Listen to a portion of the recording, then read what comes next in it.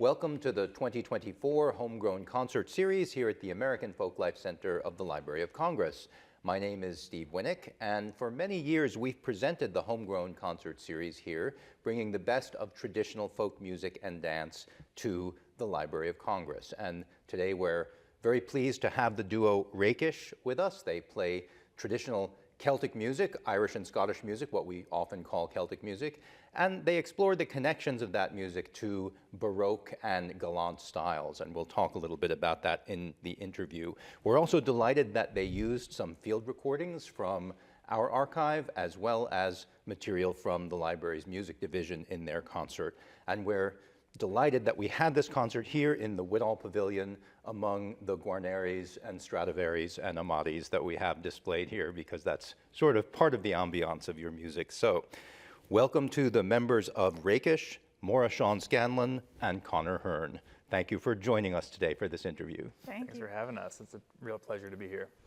Well, let's begin by asking you a little bit just about your individual musical background. So I guess we can start with Maura, and you can tell us a little bit about how you got started in music. Sure. Well, I started fiddle lessons, violin lessons, when I was 3. My parents got me into the Suzuki method. I started on a cardboard box taped to a ruler, classic trick. And then, yeah, I was lucky to grow up with a few really close friends who also were learning the violin in the Suzuki method, kind of with me, along with me, and we just sort of, were continually inspiring one another, I think, to keep playing music, and yeah, that's kind of how I got into music, I'd say. All right. And Connor, what about you? Yeah, I grew up in a fairly musical family. I have older siblings who also play fiddle music. My sister plays the fiddle, my brother plays the cello. So we grew up kind of surrounded by fiddle music in the Washington, D.C. area, the Baltimore, Maryland Irish music community, and yeah, hearing a lot of records growing up, listening to a lot of music, a lot of tunes specifically.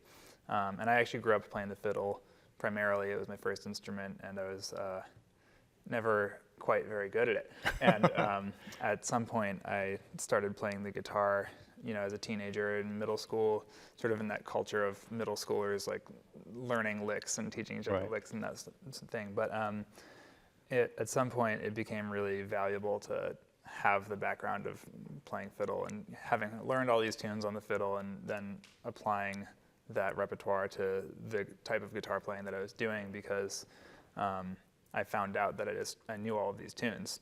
And as a guitar player, it's not necessarily the role of the guitar in traditional Irish music and Scottish music to play the melody, but it was very valuable to me to know all the melodies, to lend that accompaniment better to the music that I was playing a lot of at the time. Sure. And just had like a lot of peers and colleagues, I say colleagues, we were kids, but like, a lot of friends who were playing fiddle in my neighborhood and in my community and stuff. So it was just a very social kind of music education. Mm-hmm. Yeah.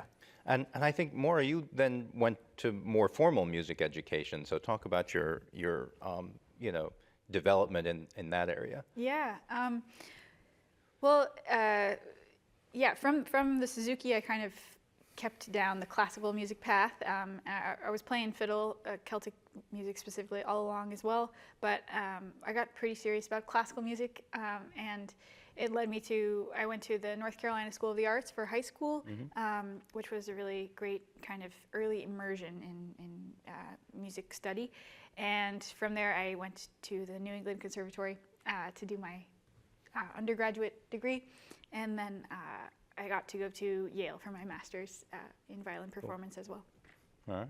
And Connor, you also play other kinds of music besides Irish music, so talk a little bit about your other musics too. Yeah, well, I guess I had a lot of lucky communities to be a part of as a kid, and I was in school I was doing some violin, playing orchestra and stuff, never on a really like serious level, but just like had that background, and I was playing a lot of jazz with my peers who were, high school jazz band age folks, just like learning bebop tunes and swing tunes and stuff.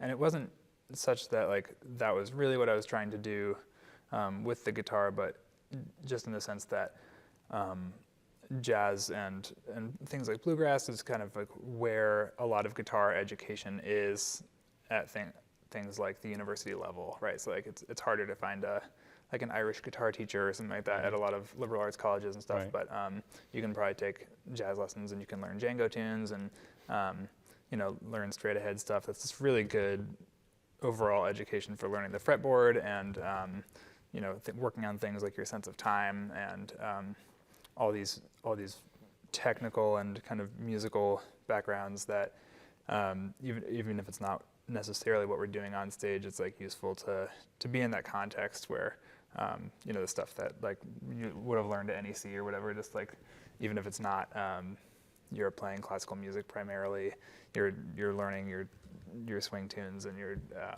music theory kind of foundational stuff. So I just had a lot of those different practices growing up. Yeah. Yeah, I mean, in a sense, it's sort of the ideal for an Irish music accompanist on guitar to have both a sense of the tunes from playing fiddle and a sense of chord voicings and all kinds of ways of making, the guitar work that you get in jazz. Yeah. You can't do it without knowing the repertoire, but there are a lot of things you need to know about just opening up the instrument to make it accessible in a lot of different contexts that is useful. Yeah, very cool. So Maura, you also are a two-time North American Scottish fiddle champion, I believe. Is that true? That is true, yes. So talk about the little competition scene a bit, because that, affects traditional Definitely. Irish and Scottish music quite a bit. Yeah, well, the U.S. National Scottish Fiddling Championship, it's a type of competition that is kind of specifically focused in on a few types of tunes. So all the competitors are playing, everybody has to play a slow air, a strathspey, which is a very quintessentially Scottish type of tune that you don't really find anywhere else. March, you play the march first, then the strathspey, then a reel at the end of that, and it's just kind of a way to demonstrate skills across a wide variety of tune types, and it's a way to kind of demonstrate your technical range as well, because across all four of those tunes you have quite a lot of different things that you have to remember. But yeah, it's a very nice community of musicians and really dedicated to keeping the kind of golden era of Scottish fiddle music preserved and alive. Very cool. So this is sort of what you bring to the duo each individually, but let's talk about the duo itself and how it works to have all these individual types of backgrounds and then try to, meld them together into the music that you do as Rakish. Yeah, absolutely. Well, I suppose we've been playing together for a long time, so there's this sense that there's just a lot of familiarity, which even though we both have pretty different backgrounds, there's a lot of common ground, and then there's also like some different backgrounds. A primary touchstone for me is just like how well we know the other person musically, right? So even though there are these areas of expertise that Maura has that I don't, like I know what her areas of expertise are, so there's this kind of trust about each other's strengths and everything. And I suppose it was like 8 or 9 years ago that we met, so this background that we have of playing intimate music like in stripped down duo settings, right? Fiddle, guitar.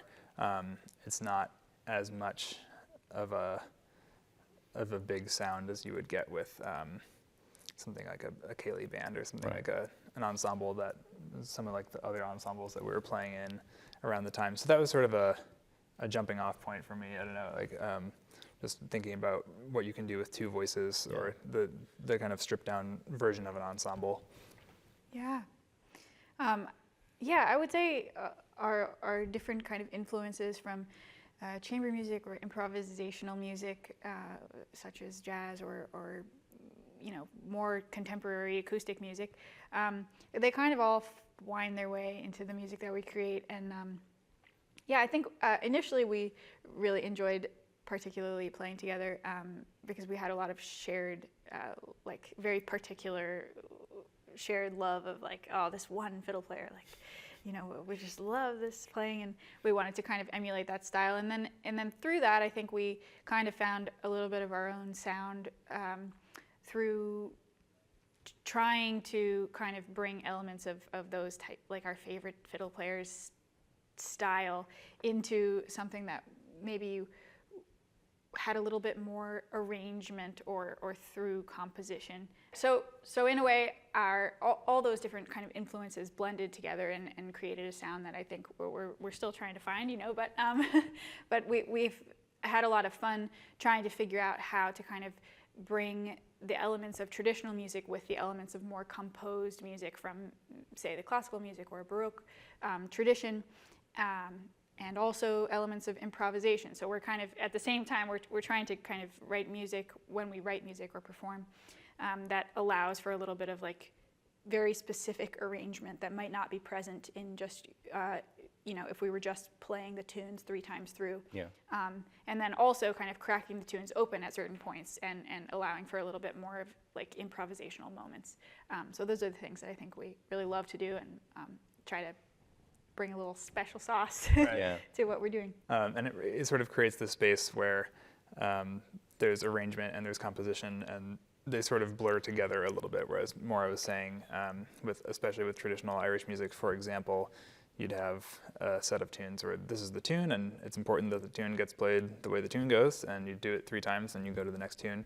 And for us, in the process of composition, if it's an original tune, something that Maura wrote or something that I wrote, and you're kind of arranging that, then you might have this moment where you say, well, at this point in the arrangement, like we don't actually want to hear that note or have that beat there. And since you composed it, you can get rid of it and say that's serving the purpose of the arrangement. Right. So there's this sort of sense that stuff is getting revised and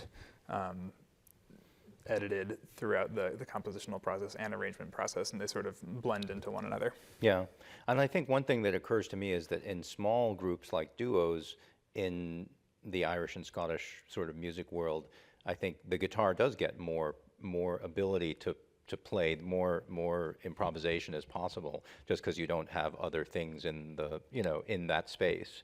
Do you find that's true playing in a duo? Yeah, totally. I've played in a lot of ensemble settings, and my brother's a cellist, so growing up I played with my sister who was playing the fiddle and my brother who was playing the cello, and that was kind of a formative ensemble practice for me.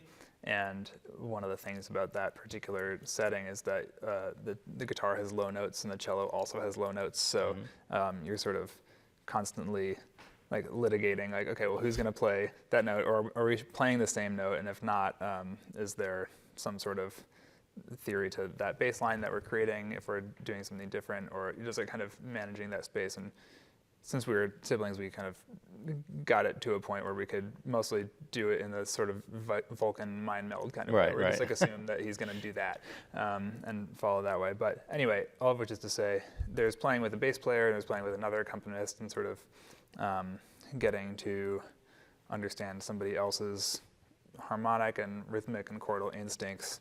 And then there's the sort of open plane of doing all of that more or less by yourself when you're accompanying somebody who is primarily the melody player in that setting, which is, the sort of double-edged sword of freedom and the flip side of that, where you can do anything you want and you also have to make sure that it doesn't sound like you're just doing whatever. So Sure. That's Whatever you do is going to be heard. right. Yeah. Yeah, exactly. Yeah. So you Yeah. have to. I think for me, part of that process is creating a sense of development, right? So we're hearing the tune and we're outlining what the tune wants, especially in a traditional context. If I'm playing with folks who are really steeped in playing traditional music, we're serving what the melody is saying. Right. But also maybe the third time we're playing it, it doesn't sound identical to the first time we played it. So for me, that's kind of a general guiding principle of thinking about how to develop and support something in a melody, so that it's not just playing like, here are the chords and this is the harmony, right? Because there's no official set of chords or harmony for the tune. They're all kind of traditionally unaccompanied. So kind of listening to that melody deeply and taking it seriously, but then also once you know it, you can develop it and expand on it in that direction. So that's kind of the meat and potatoes approach for approaching the guitar and a fiddle in the duo setting for me. Cool. Do you have anything to add to that more? Any observations there? Yeah, well, I think playing in a duo is a really kind of a particular thing that it's been a big learning process all these years for me, for sure. And it, in a sense, it kind of feels like there's not really this idea of like melody and accompaniment so much when you're in a duo, or when you're in our duo. Yeah, right. Hopefully, yeah. In our duo, I should say. I think it is present in certain scenarios for sure, but the way that we like to think about the music that we play is very much kind of, you couldn't, like, both are just absolutely necessary, like having the harmony and having the melody, and we're not always in the same role. Like, I'm not always the one playing the melody, or sometimes I switch into a more accompanimental role and allow Connor to kind of rise to the foreground, whatever is happening over there in guitar land, which is always incredible and groovy. But yeah, I think it's a really cool kind of space, because it does in a way feel like we're two soloists, but at the same time, like each of what we're bringing is hopefully complementing the other in a way that kind of equals more of the sum of its parts, or whatever that saying is.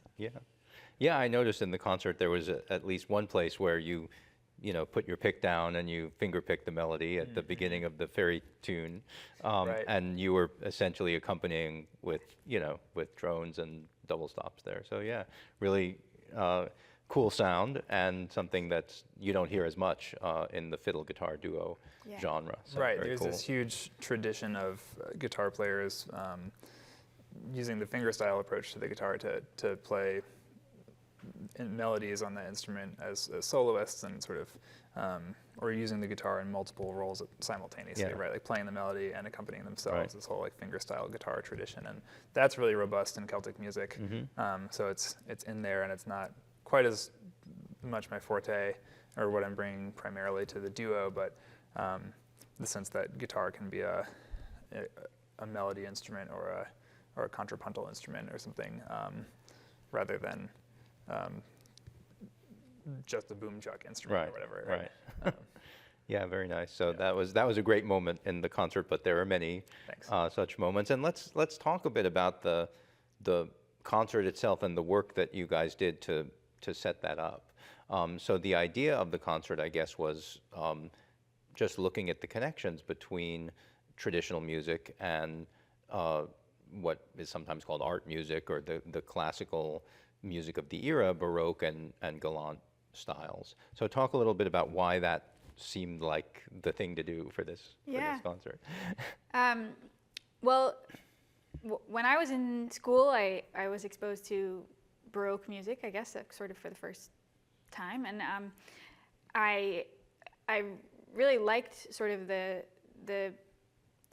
of course, this is a very broad strokes statement. It's not always like this, but I was exposed to some particular tunes that I felt like were very reminiscent of actually traditional Celtic music, just mostly with the way that they're structured, and a lot of times, certainly the ones that we played today, the dance tunes are in binary form, where you have an A part and you have a B part, and both parts repeat. So in that sense, just very kind of right there on the surface level, there's like this connection of just sort of shorter lengths of music that get repeated in a way that doesn't happen in later classical music, where you have much longer form pieces. So I kind of had this idea. I was like, Connor, let's play this. Well, we got started in this little kind of exercise because we learned this courant from a French Baroque composer, and that I had actually heard in school, in a class in school, and I really liked the piece. And I was like, well, let's play this, and it's in, it's in 6, and then we can go into a jig after that. And it just kind of opened up this whole project world, kind of, and then it was really fun for us to get to do some more of that type of work. cool. Yeah. Yeah, I think it, sorry, did you have a? No, go ahead. I just want to say, I think it's somewhat underappreciated the amount of connection that there always was between traditional music and, you know, the professional middle class classical musicians. Yeah. Both that influence going in both directions with, Yeah. you know, in Irish music, the obvious Turlough O'Carolan, or even earlier, but always you had this interplay. You always had polkas being played first in middle class, you know, areas, and then coming down to traditional music. So, yeah, so it's a great way of highlighting those connections, I think, is, you know, what you were able to find. But you also talked in the concert a little bit about some specific things that those that the Baroque style and Galant style and traditional music had in common. One thing being accompanying dance. So talk a little about the dance tradition and why that, how that affects the music, you think? Yeah. Well, there was just a lot of social dance back then, and you know, spanning hundreds of years. And there was the social dance that happened in the rural halls, in like rural social halls in Ireland and Scotland and England. And then there was the dance that happened in more like aristocratic courtly settings. And those courtly settings were the ones where you would hear, you know, music by Corelli or whoever.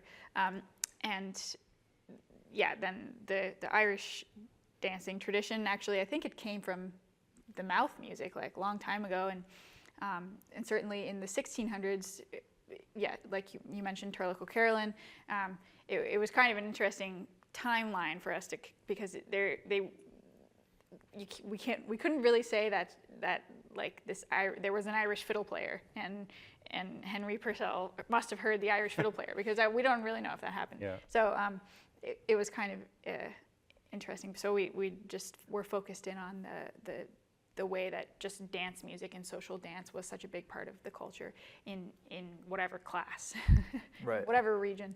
Yeah, and just like the sense that these dances and these social groups that are doing these dances are still around, and like communities that we grew up in, you know, going to play for a contra dance or playing at a fiddle festival or camp where there will be someone's doing the Virginia reel. You know, we had this moment, we were looking at the transcript for the Courant that we played, that was in the Playford collection. Right. And you know, the language can be kind of rarefied, and you're, you know, more I was talking about like the binary form, and the language can kind of feel not heady, but like more particular in this way.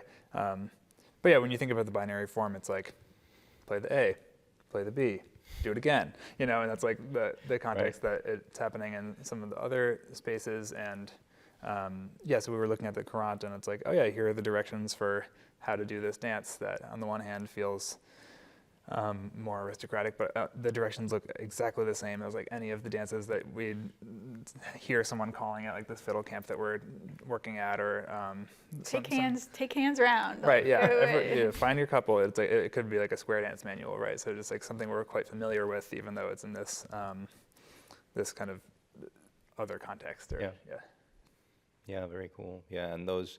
So you went not only to our collections here at the American Folklife Center, but to the music division and looked at some of their manuscripts and things. So you mentioned Playford. That was one that I know you perused. What else did you find over there at the music division? Well, we got to see a really cool printing. What do you call it? Publication. Yeah, or From, various editions of edition.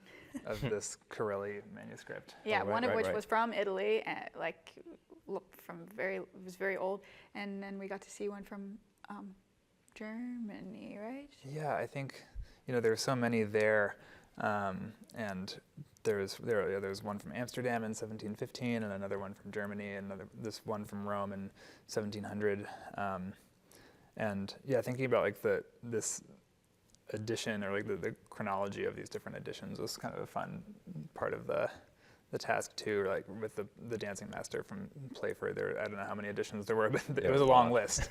Yeah. And yeah, just especially in some of the work that we were doing, analyzing the harmony of these pieces and like looking at the figured bass and the bass lines.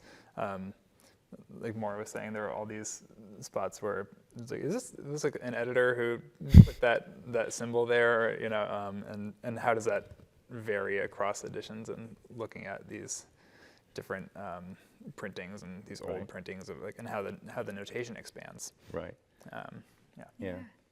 And we haven't really talked about the Irish component too much, but with those collections, we really we kind of dove in and we just listened. We were just listening to a ton of tunes, and we kind of landed on those Lomax recordings mostly because we just really liked the music. We liked the fiddle playing of Mickey Doherty and Aggie White and the Ceilidh Band, and that kind of guided us directly to those. There was tons and tons of other recordings, actually, of tunes that are so popular and so often played that we were just kind of like, okay, well, I don't know what we can actually bring for these tunes, because just so many people have already played them and played them in concert and on dance halls and all. So anyway, we kind of went for these fiddle players that I wasn't as familiar with, but loved the style of, and just kind of went from there. And it was really kind of fascinating. I actually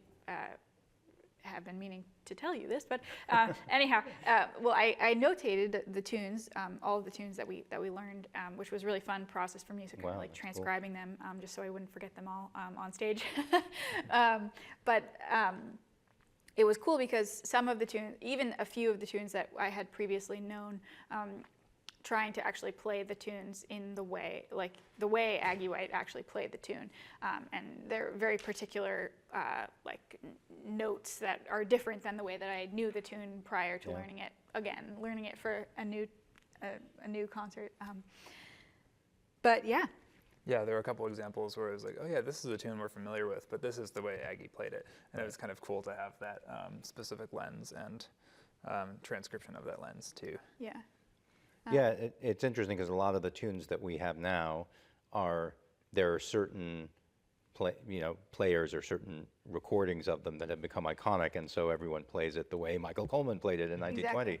But if you look at what was going on simultaneously to that and before that in the tradition, you find that other people at that time were playing the tune differently. And you get someone like Aggie White was outside of that commercial music venue entirely, and then you get different tunes. So how did you find Aggie White even? Yeah, I suppose just really like digging through the Lomax collection. And I think, as Maura said, we listened to a lot of stuff. I think we went through everything in O'Neill's, but it felt like that. And and we just, I think, one focus was just to focus on the fiddle, right? Because there's a lot of other instruments in that collection and O'Neill's, et cetera, to listen to. But we're thinking about like focusing on the fiddle and trying to highlight fiddle players, and it works especially well in our setting, right? And she was just this player who had a distinct voice, and I think, as I said, was playing some tunes that we were familiar with, but had this unique approach to them. But then also her participation in the Ballinakil Ceilidh Band and playing for Ceilidh Band generally, and the fact that apparatus exists to play for dances and stuff kind of felt salient to the project. Yeah. It's a bummer that there wasn't more recording from earlier years, but yeah, it was great to explore what we could. Yeah, and another great thing about Aggie White was just being, as you said, in the concert, a pioneering woman fiddler who, at a time when it wasn't as common for women to be playing that instrument, or in traditional music in general, there were only there were concertina players and a couple of other things, but Definitely. So. Yeah. Yeah, so that's very cool about Aggie White. And it is true that one of the advantages of that Lomax collection is that it was kind of a quantum leap in terms of recording quality over what had been in the 40s, the 30s and 40s. So you get those early 50s recordings, and all of a sudden it's like, hi-fi, as they said at the time. You can hear the difference, yeah. Totally, yeah. May or may not have played into our decision. If I'm going to listen to this 100 times. Right. That's definitely part of it. I want to like it. Yeah. So one of the things that you mentioned reminded me of something that Connor said in the concert that also is kind of a connection between the Baroque style and traditional music now, which is times of, you said it was like a time of rethinking harmony in a way, a time of rethinking how you were going to apply harmony, because traditional music came down to the 20th century with essentially very little harmony. Right. So yeah, talk a little bit about that as well, that connection. Yeah. Totally. I mean, my impression is that the introduction of certain instruments in the Baroque era, like especially with the piano, right, is this sort of dominating instrument in the past 400 years, just has such a gravitas with what that instrument can do and how much can be implied with an instrument where you're using so many fingers to create some, there's a melody and there's so much space for bass lines and chords and harmony in all these ways that it seems like figures heavily into the language around Baroque music. People talk about Bach, right? And it's always like there's always like this focus on the harmony and like Bach's harmonic sensibilities or genius or what have you. Right. Yeah. So it seems like sort of a focus in that sense. But then also, right, in the traditional music context, like you said, a lot of these tunes are traditionally unaccompanied, or the way I've come to think about it is that you're always sort of putting your interpretation or interpolation of the harmony on top of this tune in the sense that this tune is in G, but even as soon as you start to play a G chord on top of this tune, you're already interpreting the harmony because it's not really there in any dogmatic or scripted way. Yeah. So this feeling is that you're playing this chord or this bass line or this counterpoint, and you're kind of immediately adding something or improvising along with the melody, which figures heavily into the way that the Baroque harmony works when you're kind of looking at this bass line, and it's loaded with these suggestions for what you might play in addition to this bass note that's written here, Right. Which in itself is maybe a suggestion, or the bass line is sort of the thing that gets written down, and then there are these options of how to interpret what you do with that. Yeah. And then, of course, in the trad, the Irish component of like the Ceilidh band wasn't a thing until the later on. Yeah, right. And prior to that, the music for dance was provided by one single person, one single musician, whether that, I guess it was piper probably, or with voice. Something loud. Yeah. And so the addition of harmony or accompaniment in the trad style is actually, it's very late. Yeah. So anyways. Yeah, I mean, even in the Ceilidh bands, you tend to have everybody playing in unison, and then you have a piano or a guitar, the later examples. So, yeah, no, that's really interesting. Yeah, so we're talking a lot about the sort of harmonic principles on the guitar. What about the fiddle harmony? Like, I noticed that there's somewhat more of drones and double stops in your playing than you would hear in a typical Irish music concert, for example. So how are you thinking about harmony when you're playing fiddle? Yeah. Well, when I'm playing, when we arrange music together, we talk about various variations that we might want to put in, and some of those variations are harmonic variations, like, oh, this phrase, like it actually goes to the 5 chord, but we want to impose a 4 chord on there, so I'm going to play a different note underneath. Like, I'm going to support that 4 chord that Connor's going to play by altering the melody actually of a tune, and that's actually how I come up with a lot of variations and things. We kind of just go for something that's a little different than what is actually there, suggested even in the melody, and I think that's a really fun expression that I love to kind of explore, and I think it helps breathe some new life into these tunes that have been around for ages and perhaps have been harmonized for the same way for ages and ages and ages. And how does it actually sound if we, start an Ed Reevy tune on this other chord that, maybe somebody else wouldn't have necessarily thought to try, and it just adds a little bit of a flavor, if you will, and a little bit of variation, like Connor was saying, like instead of playing the same thing 3 times in a row, we will really intentionally try to kind of vary it from time to time. And yeah, and of course in the chorale that we played in the concert, that there was one piece, the Allegro was, that was actually written very sort of specifically, more very equal voices between the two of us. But there were specific chords that were notated in the music that were not figured bass. It was very specifically notated, so I was playing all those notes as well. And I just, that in a way, it actually kind of boxes you in, because then you're playing what is written there, and there's not as much room for that improvisation that we were talking about earlier. Yeah. Right. Yeah, I noticed also in the Purcell version of Lillibullero, right, or the version that you played, Right. there are some notes different to what you normally hear when it's played as a jig or as a traditional tune. Yeah. Was that coming from the manuscript? I mean, is that how he wrote it, or was that a sort of middle way that you found to play that tune? I'd say some of both. Yeah, we looked at several editions of that, and the notes tracked across the several that we referred to. I'm not sure that I saw a manuscript of that. Right.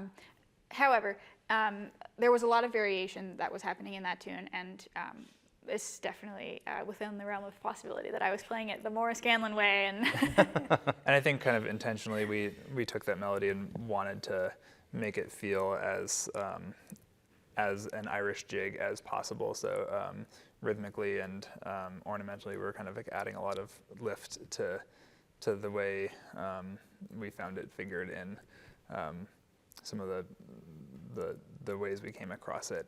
It was more of like a bare bones or stripped down melody as we found it. And someone was mentioning to me that the way I like interpreted the melody with like a dominant chord or a secondary dominant chord was not something that they had heard before, but it was the way I had heard the melody when I heard an F natural in the melody or whatever. Yeah. So that's how it came out, and I think that to a certain extent that was us making some educated guesses about the harmony. Yeah. So yeah, chord choices and chord voicings are both things that you're thinking about a lot when you put these together. Absolutely. Yeah, absolutely, great. So one last thing about the concert, which is your creative incorporation of the field recordings into the concert itself. So you had Mickey Doherty introduce a tune with a nice story, and you also actually had him play along with you, or in between your two versions of your two tunes. So that's something I never heard before. I've heard we've done that before, had the introduction from the field recording and then play the tune, but I've never heard anyone actually match up their playing, before and after. Was that difficult to do, to synchronize that way? There was some stagecraft involved, I would say. Yeah, I mean with the recordings from that time, right? Like there's this different sense of intonation and where the A sits. So I think we found that in the archive it was higher than where we're playing, so it kind of got pitched down. But then also, like maybe pitched down, but then a little bit back up because maybe he was playing in something like E flat, but where the A sits back then was lower. Yeah. Does that make sense? So it was like, I think it was like down a half step, but then up a little bit to like kind of get back into the relative space that we were in, just in terms of intonation and frequencies and stuff. So that was kind of like a fun realization. It was like, right, like this sense of intonation and objectivity is kind of not there, and that's always kind of in flux, right? But I mean, with the recordings and the storytelling too, we just were realizing that it's such a big part of the project, and like listening to these recordings and experiencing them, and a lot of it is very, like, we're on the stage and we're being relatively formal and trying to present it with dignity and grace. But then you listen to these recordings, and a lot of them are hilarious, and there's all this joy in them. So we just kind of wanted to bring some of that to the audience as well. As like there's so much good content in there that folks don't necessarily get to experience when they're watching us play. So Yeah. And I think that it shows also just the magic of the way that the oral tradition was passed down, both in storytelling and in the music. And that's, like, I would say the main thing that kind of differentiates the Baroque music from the traditional music is that the Baroque music was written down from a much earlier stage and maybe didn't actually have that kind of element of storytelling as much in the heart of that musical tradition as the trad Irish did, and we're just listening to the story, and, like, nobody tells a story as well as, like, about the fairies as well as an Irishman. So we felt like it was just too good to pass up, and that one in particular was just kind of magical. But yeah, and then the little clip that we played in the piece called "Hounds in the Hair." Yeah. We just loved the sort of. I mean, he's probably improvising right there in the recording. He's trying to tell a story through music, and that was also just too good to pass up. And I didn't feel like nobody could play that better than him. So just let him speak for himself through the music. Right. Yeah, it's a very particularly stylized performance that. And amazing that, like, what we now think of as the tone poem, right, was a thing in Irish traditional music. There are only a few of them, but they're there in the field recordings that we have. So that's kind of cool.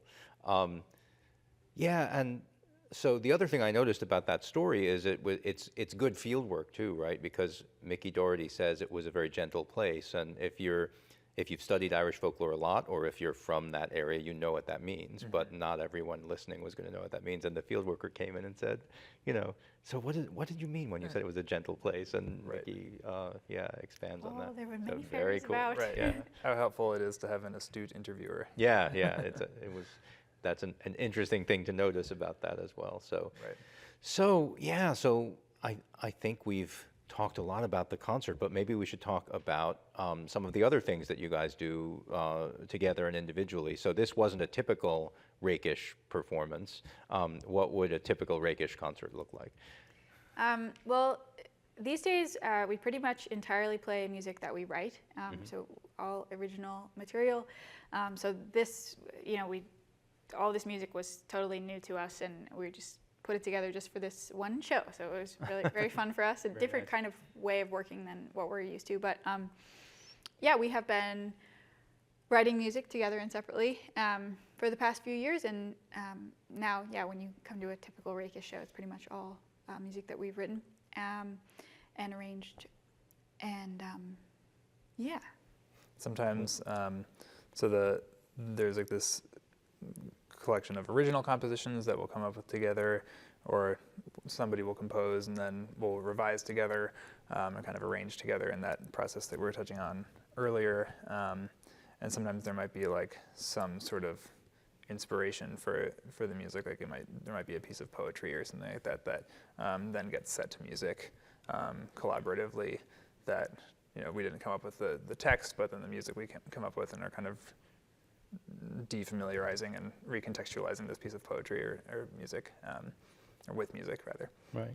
So that's kind of what the show is looking like sometimes these days. But it's always kind of writing new stuff and developing new ideas and new ways to present something, even if it's an older work or set of texts. Yeah. Interesting. Yeah. And then individually, you're doing other things as well. So I guess we'll start with Connor this time. What are your other projects that are not Rakish? Right. Yeah. I mean, I think Rakish is something that I am the most creatively involved in at the moment. I feel like I used to be more actively involved in a number of things, especially pre-pandemic. That kind of the pandemic has simplified a lot of things for a lot of us, right? So some of those aren't really active anymore, or presently. But I've always kind of had a career of playing the guitar for a lot of different artists and musicians, songwriters, a lot of fiddle players, a lot of like melody players that I guess I would say I specialize in accompanying fiddle players or traditional musicians. So that's been a big part of my learning experience and career trajectory is just playing with a lot of different really great musicians and folks who I will kind of get hired to play for. Or honestly, it's something that I really like doing is like subbing for other great other really great accompanists and folks who are just so prolific and active that they can't always be in the 3 places that somebody wants them to be. Right. So then I get to jump in and sort of learn parts come up, but that someone else came up with that I really admire and look up to. So that's a nice way to kind of move through the traditional and original artist space, is just getting to learn someone's music and be like, okay, I'm gonna try to do my best in this band and also put my own spin on things. And so that's a nice way of getting to do some of that. I play with a fiddle player a lot right now named Louise Bicken. She's from Orkney in the north of Scotland, and she has a cool project that she's touring around right now, so that's been a fun quartet to play in with her and her husband and my brother. It's kind of a nice little unit that we get to take out on the road sometimes as well. Very cool. All right. And what about you, Maura? I'm involved in a more classical string quartet called the Rasa String Quartet, and we are playing a lot of music these days. Collaborations sometimes across genre, collaborations with another musician who comes from a different genre than the classical music that we kind of play together.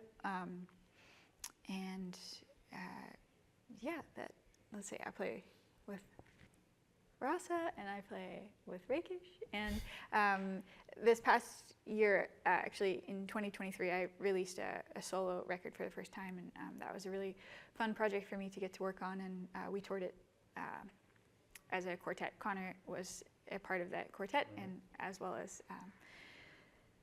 2 other incredible musicians, Adam Hendy playing bouzouki and Julian Pinelli playing fiddle. So we toured that in January of 2023. So 2024?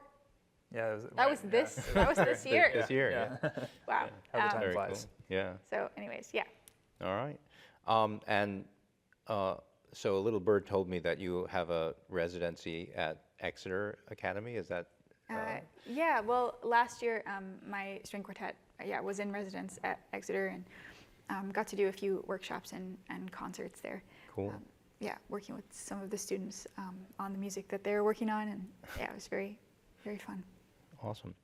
Well, I was also told and then forgot to ask you about your violin, which is apparently a very cool instrument. Yeah. Well, I'm just absolutely smitten with this instrument that I bought I think I bought it in October or September.